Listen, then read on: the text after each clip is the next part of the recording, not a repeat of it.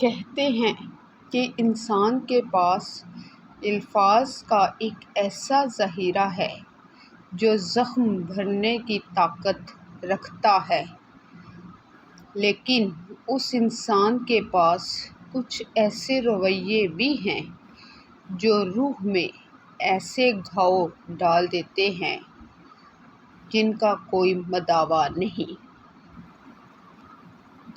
ہم اکثر کہتے ہیں کہ کوئی بات نہیں، وقت گزر جائے گا، لیکن کیا واقعی وقت ان تلخیوں کو مٹا پاتا ہے جو لفظ بن کر نہیں بلکہ رویہ بن کر دل میں اترتے ہیں؟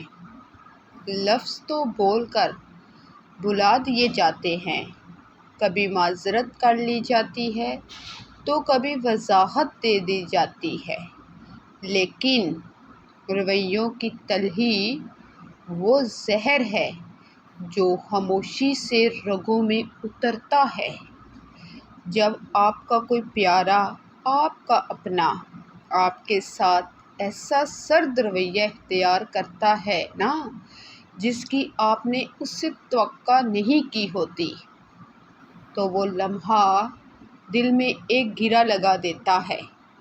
وہ رویہ جو کسی کی وضاحت کا محتاج نہیں ہوتا، وہ خود اپنی جگہ ایک مکمل پیغام ہوتا ہے کہ اب تم وہ نہیں رہے جو میرے لیے اہم تھے۔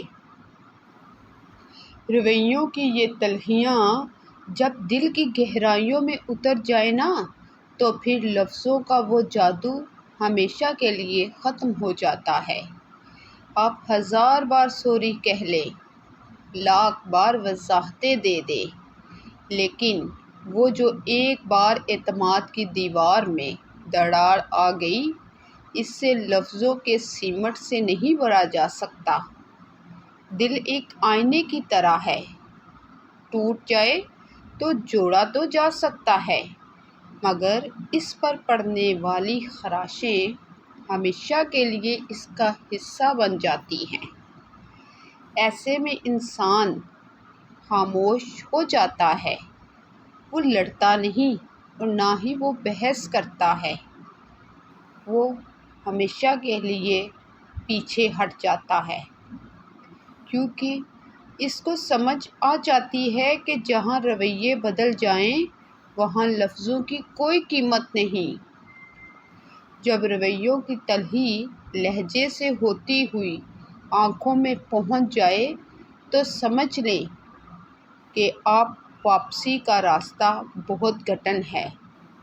ہم اکثر دوسروں کو پرکھنے میں اتنے مگن ہو جاتے ہیں کہ یہ بھول ہی جاتے ہیں کہ ہمارا ایک چھوٹا سا بدلتا ہوا رویہ کسی کی پوری دنیا اجاڑ سکتا ہے۔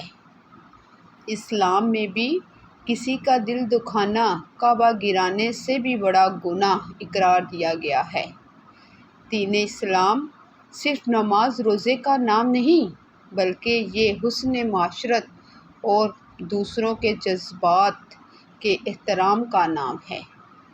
ہمارے نبی پاک صلی اللہ نے فرمایا، مسلمان وہ ہے جس کی زبان اور ہاتھ سے دوسرا مسلمان محفوظ رہے۔